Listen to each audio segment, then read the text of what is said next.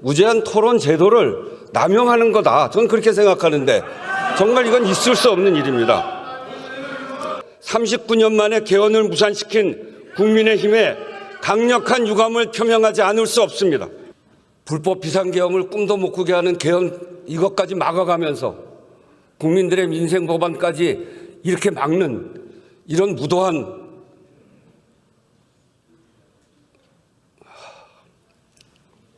오늘 법안을 상정하지 않겠습니다. 오늘 회의는 이것으로 마치겠습니다. 산회를 선포합니다. 오늘 제가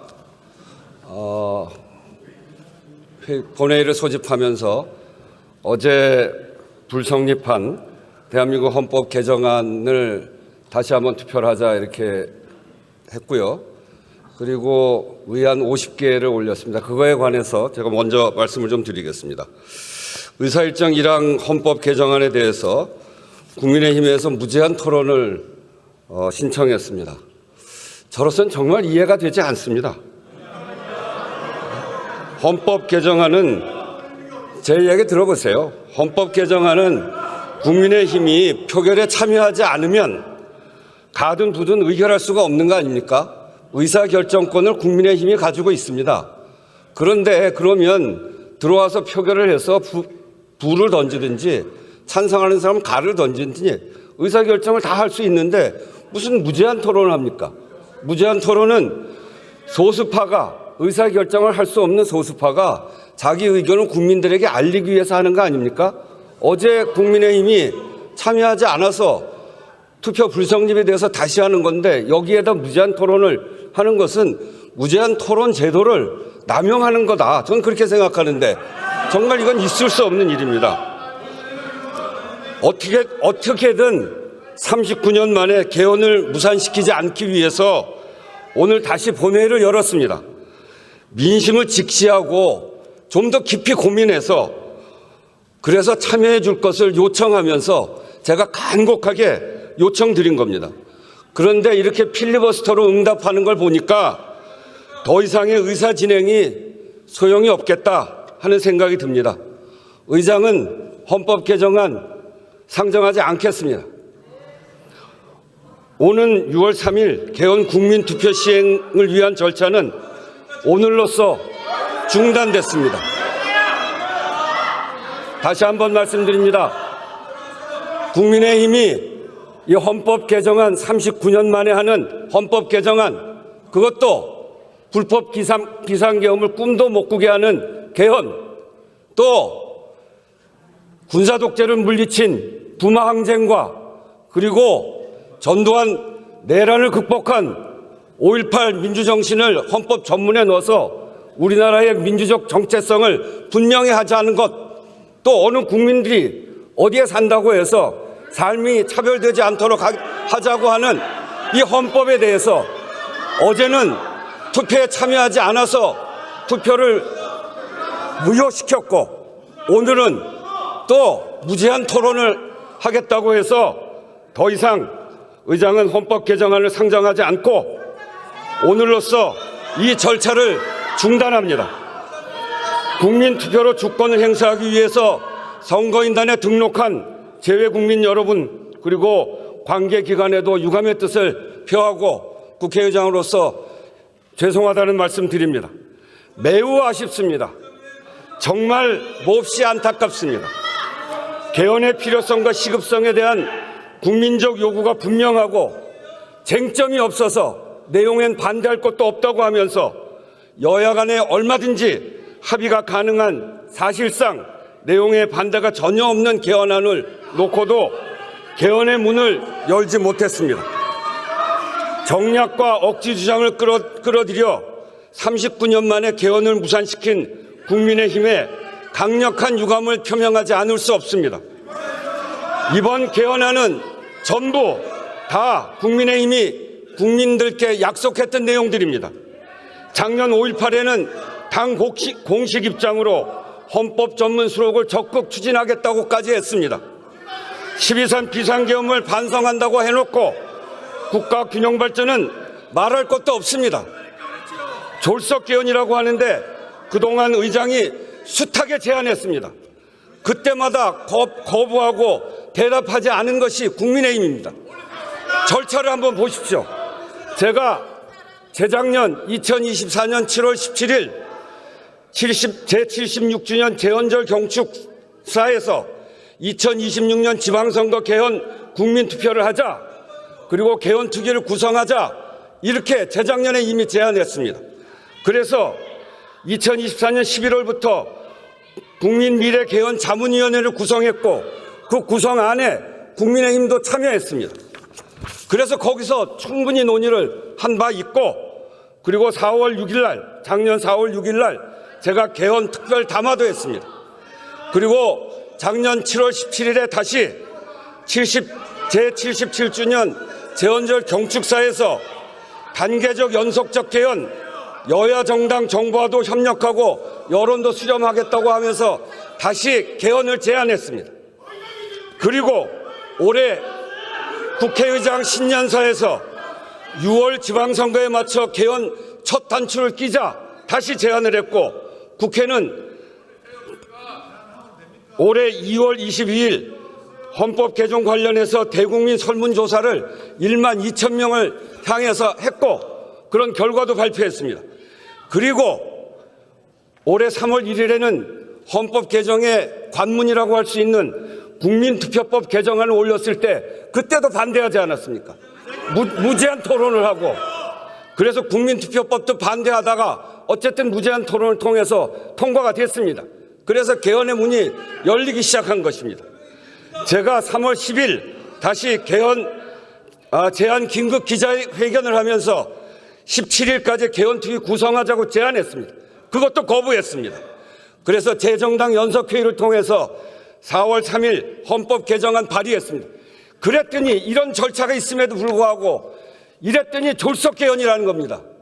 내용엔 반대할 게 없고 졸속 개헌이라고 하는데, 제가 이렇게 여러 차례 제안했던 거 아닙니까?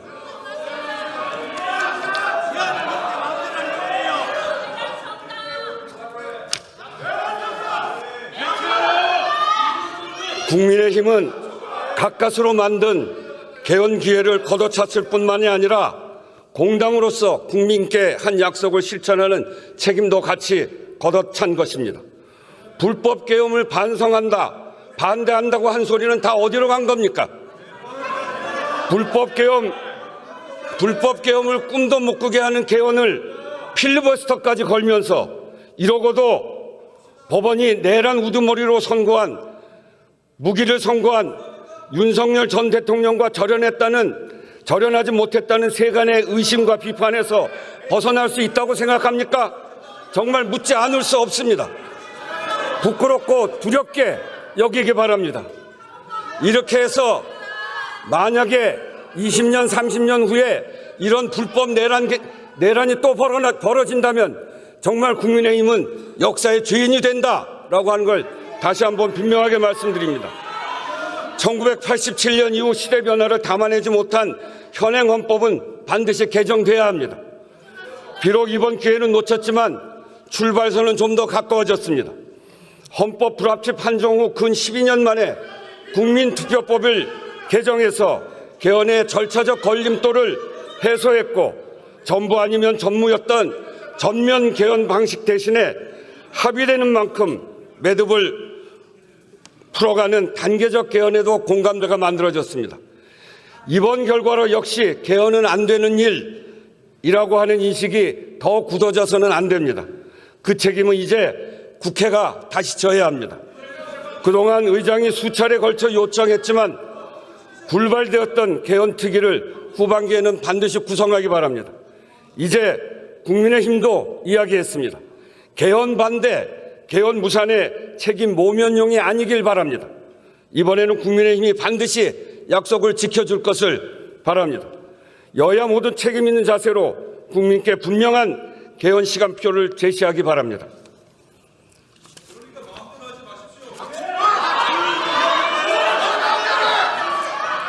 또 한 가지 더 말씀드리겠습니다. 의사일정으로 공지된 다른 50개 법안, 이 50개 법안에 대해서도 모두 무제한 토론이 신청되었습니다.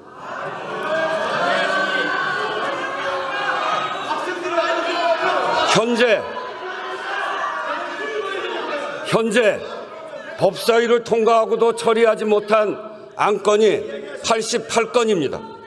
그중에 38건은 합의가 안 된 상태로 통과됐든지 동일 제명이라서 이번에 처리할 수 없는 것이든지 그런 경우이고, 이번에 본회의에 제가 올린 50개의 안건은 여야 합의로 법사위를 통과한 민생 법안들입니다. 그런 법안들에 대해서 필리버스터를 걸겠다니 법안이 통과되기만을 간절히 바라고 있는 국민들은 안중에도 없는 것입니까? 원내대표 사이에 합의되지 않는 안건이라는 이유도 가당치 않습니다. 본회의 안건을 정하는 권한이 교섭단체에 있지 않습니다. 여야 합의로 법사위를 통과한 법안들을 특별한 사유도 없이 선별적으로 본회의에 올리고 처리를 미루려는 이유가 도대체 뭡니까? 저는 납득할 수 없습니다. 국회에 본회의에 안건을 상정하는 것은 국회의장의 권한입니다. 무엇을 근거로 또 어떤 권한을 가지고 이건 하고 저건 안 되고 이렇게 할 수 있단 말입니까? 개헌안 재표결이 이유라면 더더욱 말이 안 됩니다. 표결에 불참해 투표를 성립시키는 것도 모자라서 합의한 민생 법안까지 볼모로 잡겠다고 하니 대체 무엇을 하려고 하는 것인지 지켜보는 국민들도 이해하기 어려울 것입니다. 필리버스터로 의결을 지연시킬 수는 있지만 의결 자체를 막을 수는 없습니다. 지연되는 만큼 국민의 불편, 국민의 피해만 커질 뿐입니다. 합의된 민생 법안에 대한 필리버스터는 국민들에게 목리를 부리는 것이나 다름없습니다. 어제 통과되긴 했지만 지난번 육아휴직 확대에 대한 법안이 지금처럼 미뤄지고 나서 한 워킹맘이 저에게 이런 문자를 보내왔습니다.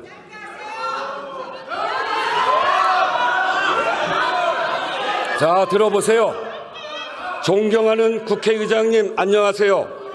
저는 초등학생 두 아이를 키우고 있는 워킹맘입니다.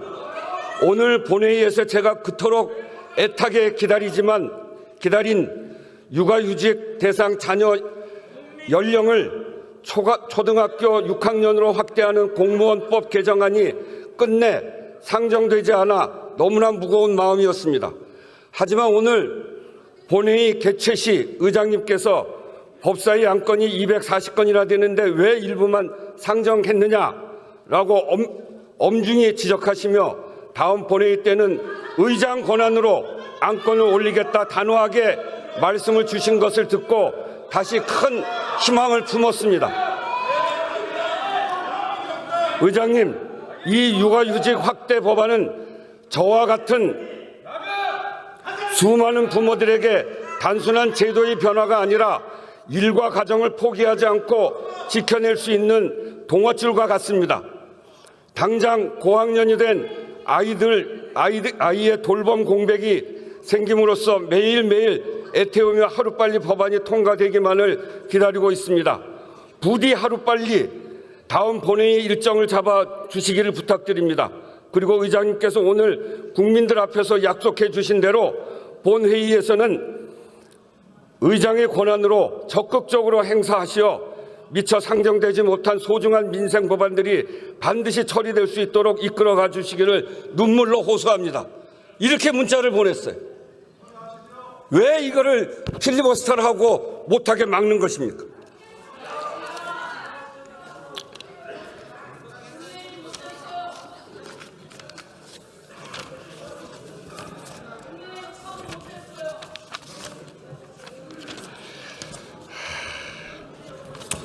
정말 속 터집니다. 속 터져요. 법안 상정권을 갖고 있는 국회의장이 법안을 올리면 여야 합의로 법사위까지 통과된 법을 필리버스터로 묶고 못하게 하고, 제가 전반기 국회의장 아닙니까? 전반기 법사위가 통과시킨 건 제가 처리하고 가야 될 거 아니에요. 여야 합의로 한 건데 그걸 왜 통과시키지 못하게 필리버스터로 막습니까? 거듭 말씀드리지만 법안은 단순한 문서가 아닙니다. 국민의 삶이 들어가 있습니다. 때로는 비빌 언덕, 또 때로는 위로와 용기, 희망이기도 합니다. 국민들의 삶에 필요한 법을 멈춰 세우는 것은 협상이 아니라 민생을 인질로 붙잡는 것입니다. 이런 필리버스터는 정치가 아니라 민생 인질극이라는 비판을 들어도 할 말이 없습니다. 22대 국회 전반기가 얼마 남지 않은 시점입니다. 법사위를 통과한 법안들까지는 마무리 짓자는 것이 의장의 판단이었습니다. 필요한 법안을 제때 처리해야 국민들 불편이 줄어든다는 상식적인 국회 운영에도 어깃장을 놓는 이 상황이 저는 정말 분통이 터지고 눈물이 나올 것 같고 정말 화가 나고 답답합니다.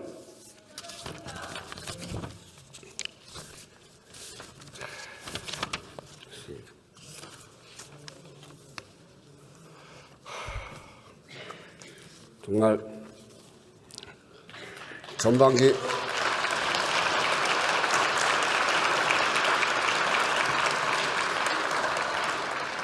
전반기 국회가 시작부터 험난했고 또 그 과정에 매우 험난한 과정들이 있었죠.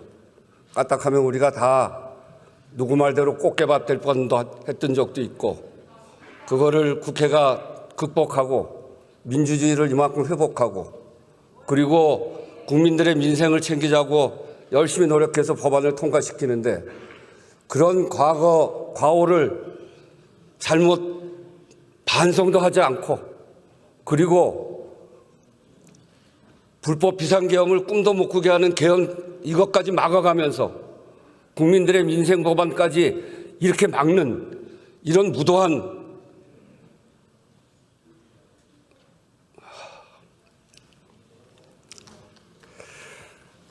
국민과 국회 어디에도 아무 이득이 없는 이 무책임한 관성은 규탄받아야 마땅합니다. 오늘 법안을 상정하지 않겠습니다. 오늘 회의는 이것으로 마치겠습니다. 사내를 선포합니다.